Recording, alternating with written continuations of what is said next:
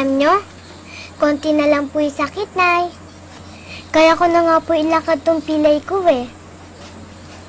Mabuti naman kung gano'n at nakakapaglakad ka na. Kamusta ka? Kamusta ka naman dito? Masaya po ako nakasama ko po kayo. Pero hindi po ko masaya nakasama po natin si Tito Rod. Paano kung sabihin ko sa'yo na pwede tayong tumira sa malayo? Sobrang okay po yun, Nay.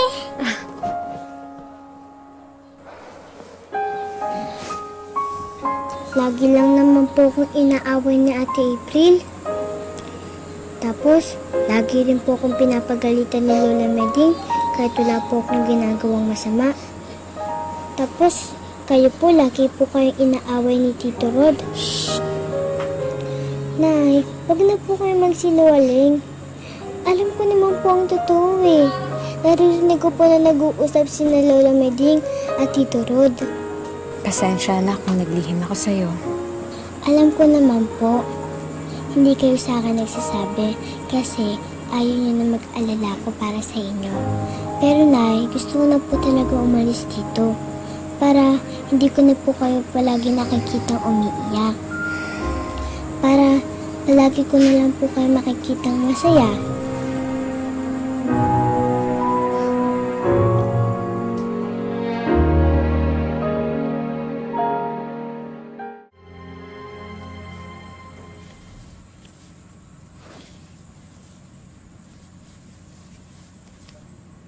Ayan.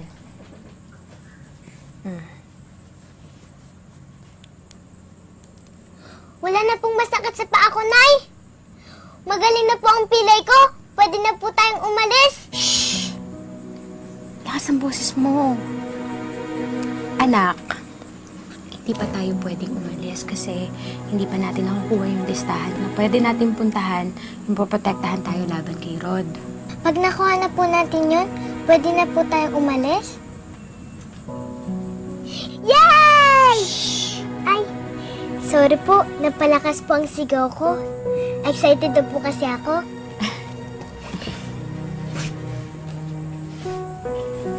Anak, parang lumulubog na yung araw. Kailangan ko na magluto ng hapunan. Opo, sige po. Sige.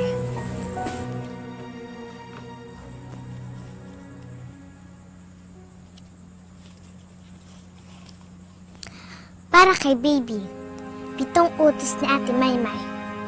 4 na utos, huwag papaiyakin si nanay. Dapat palagi lang siyang masaya.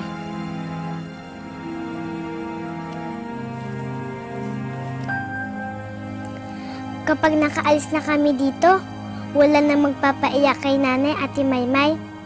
Wala na si Tito Rod na mga away sa kanya.